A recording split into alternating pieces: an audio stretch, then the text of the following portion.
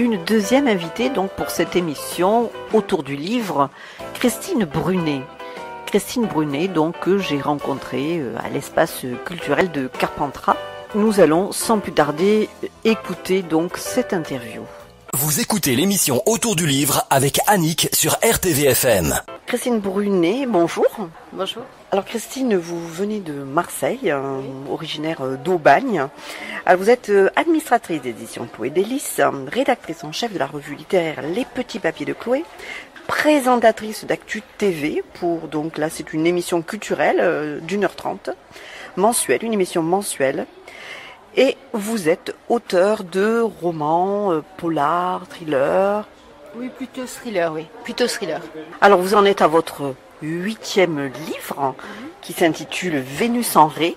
Donc vous pouvez nous dire un petit peu quand est-ce que l'écriture, pour vous, quand est-ce que ça a commencé, cette idée, comment est-ce que ça a germé en vous, cette idée de commencer à écrire, et est-ce que vous avez commencé à écrire des polars justement ou des thrillers?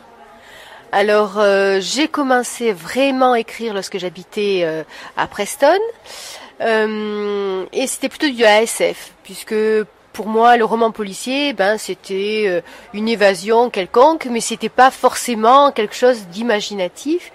Et puis, j'ai écrit beaucoup de SF. Bon, il fait pas très beau à Preston, on sort pas beaucoup, voilà. L'occasion idéale. Ouais, exactement. Et donc j'ai écrit beaucoup lorsque je suis revenue en France. Au départ, je voulais pas tenter la publication.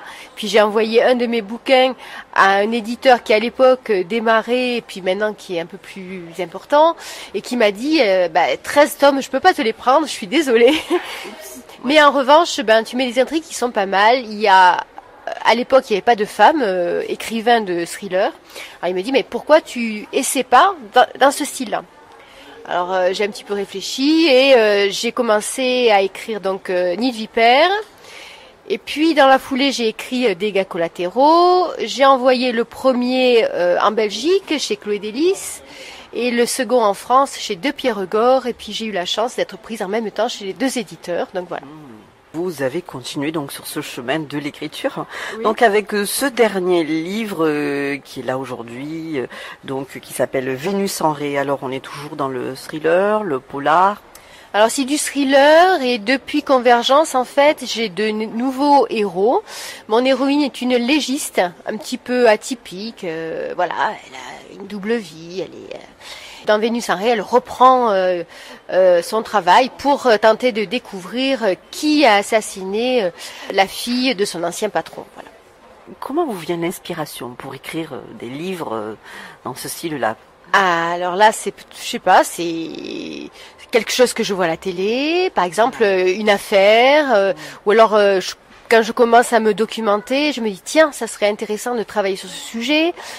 Voilà, il y a pas, il faut le point de départ, c'est vraiment ce qui est le plus compliqué à avoir. Puis après, voilà, ça marche et puis pas de problème.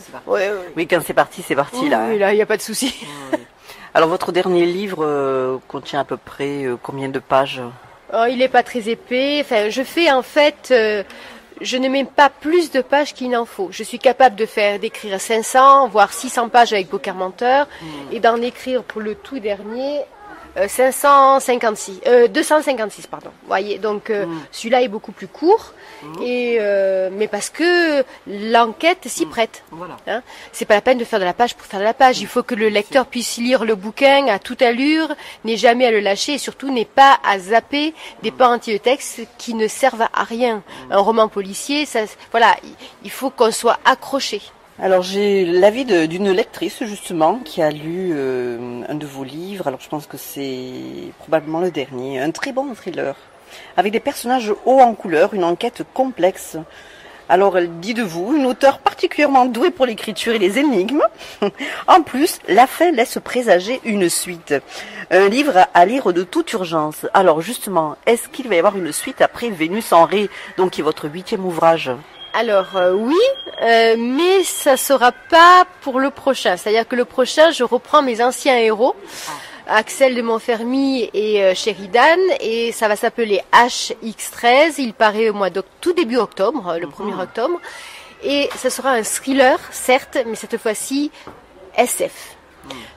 Et la suite, entre guillemets, ce ne sera pas une suite parce que chaque enquête peut être lue de façon indépendante. Mais on peut dire que c'est vrai, l'épilogue présage une suite, du moins pour mon héroïne. Et ça s'appellera Gwen Adieu et ça paraîtra, si mon éditeur est d'accord, en 2018. Parce qu'en fait, à chaque fois, bien sûr, il faut que je lui présente le texte et qu'il soit d'accord, et puis voilà. Quelle est votre définition, vous, du thriller, justement? Parce qu'alors, on en a un petit peu tous les échos, et j'aurais aimé avoir la vôtre. Dans vos livres, donc, qu'est-ce que vous faites passer dans le thriller?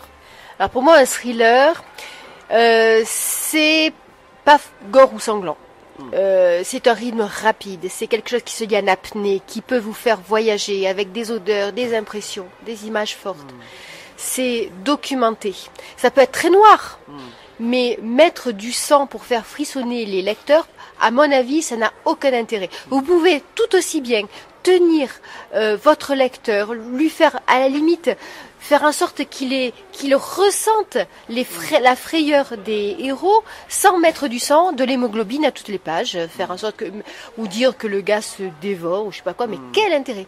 Pour moi, voilà, un roman policier, c'est pas ça. Il faut se laver la tête, mais pas avec des flots de sang, ça sert à rien, quoi. On en a peut-être parlé un petit peu au début. Qu'est-ce que c'est qui vous a donné envie d'écrire ce genre d'écriture? Ben, en fait, lorsque je lis, en fait, je suis une lectrice, on va dire, quasiment compulsive. C'est-à-dire que je lis énormément, très peu de romans policiers actuellement.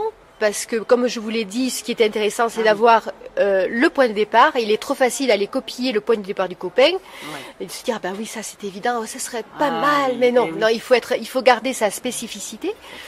Mais en tant que lectrice, moi, ce que je cherche dans un livre, mais quel qu'il soit, ça peut être même de la poésie, il faut une ambiance, une atmosphère, quelque chose qui accroche, qui vous amène quelque part. Et pour moi, en tant que auteur, le thriller, c'est quelque chose qui m'entraîne, moi aussi, dans cette espèce d'écriture rapide. Vous savez, je vis ce que vivent mes héros et voilà, c'est ce que je recherche dans ce genre d'écriture et ce genre de lecture. Voilà, un auteur vit avec ses héros tout le temps.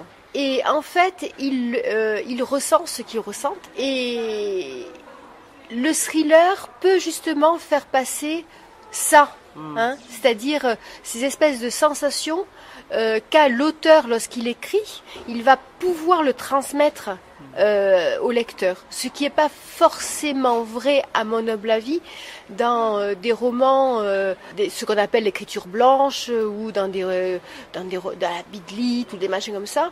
Non. Voilà. Et ça doit pas être toujours facile de quitter justement ces personnages. Bon, il vous faut du temps pour écrire, mais vous ne faites pas que ça. Vous n'êtes pas qu'auteur, pas qu'écrivaine. Donc, comment est-ce que vous faites pour justement vous arrêter à un moment donné, alors qu'il y a encore plein de choses qui sont là? Comment ça se passe, cette partie-là? Eh bien, en fait, j'écris pas sur commande. C'est-à-dire que lorsque j'écris, c'est un vrai besoin. Donc en dehors de ça, je fais ce que je dois faire pour mes auteurs Chloé Délice, pour tout ça. Mais lorsque j'ai un vrai besoin d'écrire, je pose tout, je lâche tout et j'écris. Et j'écris le nez dans le guidon, j'écris. Et puis c'est terminé. La scène que j'ai imaginée est terminée, les dialogues que j'ai imaginés qui sont dans ma tête sont sur le papier. Et alors là, voilà, c'est bon. Et je peux continuer à faire travailler mon imagination pour la suite et reprendre mes autres activités. D'accord. Alors justement, en parlant de vos autres activités, donc vous en avez une particulièrement qui donc vous occupez donc de Actu TV, une émission culturelle, littéraire aussi. Est-ce que vous pouvez nous dire quelques mots sur cette partie-là de votre vie? Donc Actu TV est partie d'une idée simple, c'est qu'en Belgique, puisque c'est une émission belge, en Belgique, la culture n'était pas privilégiée à la télévision et à la radio, et donc et surtout ces émissions existaient, elles privilégiaient des gens connus. Et donc en Belgique, c'est une espèce de terroir bouillonnant de talents de toutes sortes, et on s'est dit mais mince, pourquoi est-ce qu'on n'essaierait pas de faire connaître ces autres plumes, on va dire quasiment alternatives, qui ont du talent, mais qui ne trouvent pas, si vous voulez, d'écho dans la presse normale. Et donc on a commencé dans un petit local, et puis maintenant on a énormément d'auditeurs qui sont présents et qui repodcastent et voilà. Il y a combien de temps justement que vous avez commencé? Alors moi j'ai commencé il y a 7 ans je crois, quelque chose comme ça, et Actu TV ça fait 10 ans. Voilà. Donc et à chaque fois on innove, on est passé là en Ultra HD, on innove aussi, on fait des reportages en France maintenant, ça peut se passer un peu partout. On a des chanteurs, on a des peintres, on a des auteurs, on a de tout. Voilà, il faut montrer qu'il y a des gens qui ont un univers, qui sont talentueux et malheureusement qui ne trouvent pas d'écho ailleurs que sur des chaînes alternatives comme la nôtre. Alors donc c'est une émission qui dure 1h30 et une émission qui est mensuelle. Voilà, c'est ça. Parce que même si nous avons plein de reporters un peu partout, nous sommes des bénévoles. Donc une émission de télé, ça se monte. Il faut aller en reportage et il faut. Alors aujourd'hui, on n'a plus à trouver les reportages. Ce sont les gens qui viennent nous demander est-ce que vous pouvez pas, etc. Au départ, c'était pas le cas. Et mais ça demande énormément de travail. Donc moi, je la présente et puis de temps à autre, bien sûr, je pars en reportage lorsque c'est en France et lorsque je peux me déplacer. Alors donc un lien pour justement si on veut écouter cette émission. Eh bien donc c'est une émission, une web TV, on la trouve partout sur justement sur le net et puis notamment sur actu-tv.net. Et alors vous Christine, comment est-ce qu'on vous retrouve si on veut justement se procurer vos ouvrages? Alors mes ouvrages sont partout, référencés partout, donc vous pouvez les commander s'ils sont pas sur les étals. Néanmoins, pour ceux qui sont de Chloé Délices, comme Chloé Délices est un éditeur, on va dire, associatif, un peu particulier, nous n'allons pas voir ni Amazon ni la Fnac, puisque ils nous demandent une remise un peu trop importante, parce que tout est reversé aux auteurs. Puisque nous sommes bénévoles, en fait, nous ne faisons pas de bénéfices. Mais en revanche, nous sommes présents chez De Citre, Le Furet du Nord, Chapitre.com, etc. Voilà. Et puis en librairie, puisque nous sommes référencés également en librairie, bien sûr. C'est du compte d'édition, c'est pas du compte d'auteur. On est bien d'accord. Et donc si de certains lecteurs souhaiteraient échanger quelques mots avec l'auteur, donc vous avez une page Facebook, un site. Oui, j'ai tout. Donc j'ai un site, c'est christine-brunet.com.